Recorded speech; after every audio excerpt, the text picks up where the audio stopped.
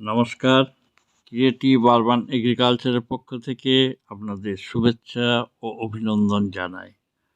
আজ ইংরেজি 2024 সালের প্রথম দিন, অর্থাৎ ইংরেজি নববর্ষ।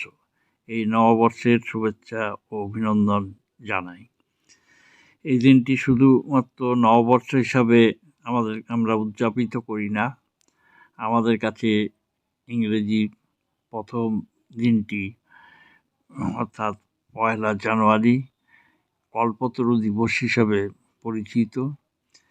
এই দিনটি রামকৃষ্ণ অনুরাগী ভক্তদের এবং অন্যান্য যারা ঈশ্বর বিশ্বাসী মানুষ আছেন তাদের প্রত্যেকের কাছেই কল্পতরু দিবস হিসাবে গণ্য হয় এবং তারা বিশেষ ভক্তি সহযোগে এই দিনটিকে পালন করে। এই দিনটির একটি বিশেষ তাৎপর্য আছে, সেটি হলো 1886 খ্রিস্টাব্দের 1 জানুয়ারি রামকৃষ্ণদেবকে কাশীপুর উদ্যানে নিয়ে আসা হয়, বা ওই সময় তিনি ছিলেন। আমরা সকলেই জানি তিনি এক মারণ রোগে অর্থাৎ কর্কট রোগে ভুগছিলেন এবং তিনি প্রায় শয্যাশায়ী ছিলেন।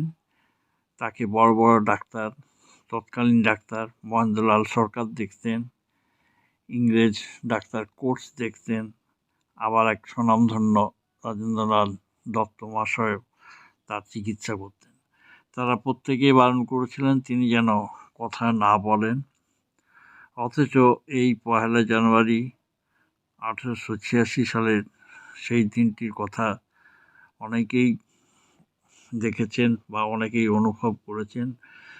ওই দিন রামকৃষ্ণদেব শয্যা থেকে হঠাৎ উঠে বসেন, শটান সশরীরে তিনি উপস্থিত হন বাইরে, এবং বাইরে তার যে সমস্ত ভক্তজন ছিলেন তাদের কাছে উদাত্ত কণ্ঠে তিনি বলে ওঠেন, চৈতন্য হোক, তোদের চৈতন্য হোক।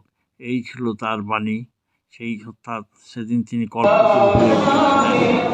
তার অনুপ্রেরণায় আর তাকে অনেকের মধ্যে শোনা যায় ঈশ্বর ভক্তি জাগে, জাগরণ হয়, ঈশ্বর ভক্তি হয়। এই থেকে এই দিনটি কল্পতরু হিসাবে পালিত হয়। বেলুর মঠেও লক্ষাধিক লোকের সমাগম হয়, দক্ষিণেশ্বরেও হয়, বা অন্যান্য বেদান্ত মঠে হয়। আমাদের কল্যাণীর রাসমণিঘাটে এই দিনটি বিশেষভাবে পালিত হয়।